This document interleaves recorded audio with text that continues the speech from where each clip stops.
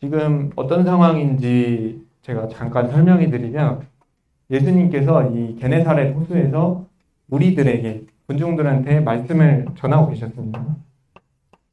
그런데 이렇게 호수가 있었어요. 호수가 있었는데 여기 보트에서 제자 사람 3명이 물고기를 잡고 있었습니다. 이제 아침이에요. 예수님은 지금 다른 사람한테 말씀을 전하고 있었는데 지금 여기 배 탄 사람은 베드로, 요한, 야고보입니다. 그런데 예수님이 갑자기 베드로한테 저기 깊은 곳에 가서 그물을 던져라 이렇게 말씀을 하셨습니다. 그런데 이 베드로가 밤새도록 잡았는데 한 번도 못 잡았어요. 근데 갑자기 저기 갈릴리에서 나신 어떤 선생님이라 한 분이 와서 이렇게 조언을 하시는 거죠. 낚시에 대해서. 그러니까 정상적인 반응은 이렇겠죠. 선생님, 그물을 잡아보신 적이라도 있습니까? 이제 말씀만 잘 전하시지 왜 저한테 조언을 하십니까? 이런 식으로 자기는 평생 어부로 살아왔는데 아니 그래 성경 말씀도 잘 아시고 이게 메시아라고 하시는데 이때까지는 아직 베드로는 예수님을 몰랐어요. 그러니까 처음 본 거예요, 지금. 베드로, 요한, 야고보는 예수님에 대해서 듣기는 들었는데 잘 몰랐습니다. 그러나 이 본문 구절에서 그러나 선생님, 내가 주님을 의지하여 그물을 내리겠습니다. 라고 했더니 여기 보트에 물고기가 엄청 그물이 찢어지게 잡혔습니다. 여기서 우리는 뭘 알 수 있을까요? 바로 순종입니다. 이 사람들은 아직 예수님을 잘 몰랐어요. 그냥 선생님? 저기 갈릴리에서 나신 분, 그리고 율법을 잘 아시는 랍비, 선생님 이 정도로만 알았는데 베드로는 순종했더니 그 결과가 이 그물이 찢어지게 잡힌 결과가 나왔습니다. 여러분, 이 순종이라는 것은 세상에서는 뭐라고 표현할 수 있냐면 이 도전입니다. 순종과 도전의 공통점이 뭘까요? 불확실한데 발을 딛는 거예요. 그러니까 그 미래가 확실하지 않은데 발을 딛는 게 바로 순종과 도전의 공통점이에요. 세상 사람들은 도전하라고 하죠. 네가 잘 몰라도 그냥 도전해라. 그런데 우리는 조금 다르게 표현하면 예수님 말씀에 순종하는 것이 도전적인 삶입니다. 예를 들면 이 학교를 예시로 들어보겠습니다. 어렸을 때 저희가 부모님이 학교를 보내서 가지 내가 가고 싶어서 가는 아이는 없어요. 그러니까 학교가 어떤 시스템이고 뭘 배우는지 하나도 모르는데 일단 부모님 말 믿고 끌려서 갑니다. 근데 가다 보면은 뭔가 알게 되는 거지 이제 다 아이가 어떻게 다 알고 나서 내가 학교를 가서 졸업해야지 이렇게 생각을 하겠어요. 그러니까 이 부모님이 학교를 보낼 때는 우리가 부모님의 말을 의지해서 가는 거지.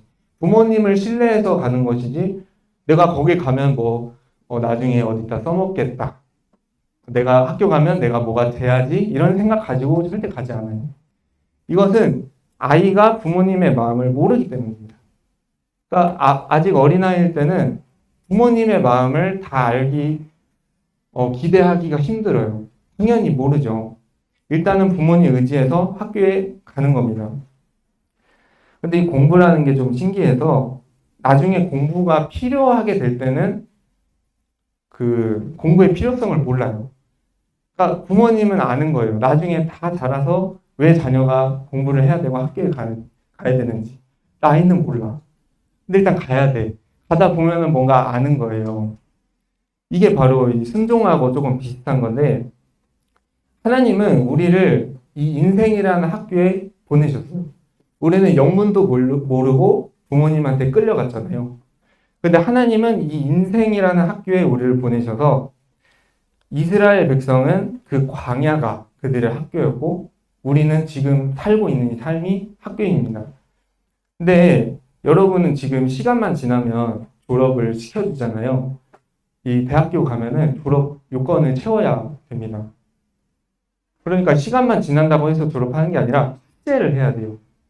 여러분이 숙제를 하지 않으면 낙제를 해요. 여러분이 아무리 그 선생님한테 잘 보이고 공부 잘하고 운동 잘하고 예쁨 받는데 너는 숙제 안 하면 낙제야.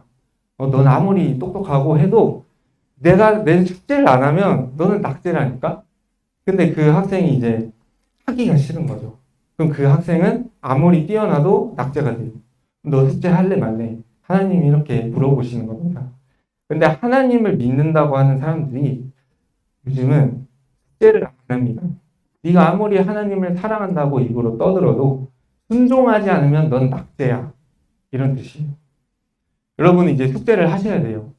어린아이일 때는 이제 영문도 모르고 부모님 따라서 학교에 갔지만 이제는 좀 순종을 시작할 때가 왔습니다. 이것만 기억하시면 될 것 같습니다. 순종은 내가 이해가 가지 않아도 일단 따르는 거예요. 근데 이제 부모님의 말이 항상 맞는 건 아니잖아요. 부모님도 사람이고, 내가 부모님 말한 대로 했다가 잘못되면 어떻게? 무턱대고 따르다가. 근데 이건 예수님의 말씀이에요. 예수님이 말씀하시는 것은 실수가 없고 우리를 위해서 하시는 말씀인데 만약에 어린아이가 부모님을 신뢰하지 못하고 그냥 학교 가라고 했는데 말 하나도 안 듣고 안 갔어요. 그러면 한 20년, 30년 뒤에 후회를 하는 거예요. 아, 엄마 말 듣고 학교 갈 걸. 이런 식으로 후회를 하게 됩니다. 그러니까 예수님 말씀에 지금 순종하는 것은 나를 위한 거예요. 내가 하나님이 나한테 충성해. 내가 시키는 건 다 맞으니까 나한테 순종해. 그게 아니고 결과적으로 나한테 가장 좋은 것을 알고 계시는 분이에요. 여러분 자신보다 예수님이 나를 더 잘 알아요. 그래서 예수님이 뭔가 말씀하시면 진짜 그거는 귀 기울여 들어야 돼요.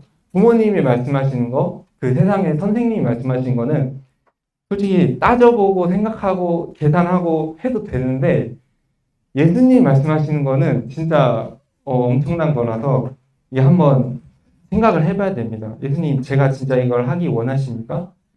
내가 이 삶의 작은 순간에서도 지금 이 제자들은 아예 직업을 버리고 예수님을 따르는 순간인데 사실은 이 순종이라는 게 큰 순종만 있는 건 아니거든요. 삶에 있는 작은 순종도 진짜 순종인데 그 순종이 쌓이고 쌓여서 뭐가 되는 거지 갑자기 내가 주님한테 한 번 순종하고 나머지는 이제 순종 안 할 거야 이러면 마치 이제 숙제를 한 번만 하면 되는 게 아닌 것처럼 그게 쌓이고 쌓여서 낙제를 하게 되는 것이죠. 따라서 여러분이 하나님께 쓰임받는 그 인생이 되려면 부드러운 아이 같은 사람이 되어야 됩니다. 여러분 아이를 잘 관찰해 보세요. 이 어린아이 같은 사람은 뭐를 할 때 굉장히 즐겁습니다. 아이를 관찰하면 그거를 뚫어지게 봐요. 근데 저도 어렸을 때 생각해 보면 그 순수함을 좀 잃어버린 것 같아요. 뭘 할 때 그냥 뭘 써먹으려고만 하지 그 즐거워서 하는 게 아니에요. 근데 아이들 보면은 부드러운 마음으로 지금 눈앞에 있는 일을 즐기고 몰입하죠. 완전히 100% 몰입합니다. 그래서 여러분이 진짜 이 순종할 수 있는 사람이라는 거는 어려운 게 아니고요. 부드러운 아이 같은 사람이에요. 제가 유튜브에서 일본에서 장사를 하는 90살 할아버지 얘기를 봤는데 그 90살 할아버지가 아침 7시가 되면 맨날 책상을 30번씩 닦는데 그거를 몇십 년 동안 한 거예요. 근데 얼굴이 너무 평안하고 아이 같아 보였다는 거예요. 그러니까 20살이어도 20대 초반이라도 할아버지 같은 사람이 있을 수가 있고 90살이어도 아기 같은 사람이 있는 거예요. 그러니까 우리는 이 90살인데 아기 같은 사람이 돼야 돼요. 그래야만 진짜 내가 부드러운 사람이 되고 하나님께 내가 순종할 수 있습니다. 목사님께서 이번 주에 내 그릇을 바꾸라 했어요. 새 포도주를 헌 분에 넣으면 터진다고 했습니다. 여러분 가죽이 뭔지 아세요? 가죽으로 만든 그 물병이 있어요. 사막에서 쓴. 근데 그 가죽이 오래되고 오래되면 막 갈라지고 부스러기 나고 터져요. 그래서 예수님이 자꾸 말하신 거는 어제까지 내가 완벽했다고 생각해도 오늘 바꾸라는 거예요. 어제까지는 어제까지 일이고 오늘 내가 새롭게 되라는 얘기입니다.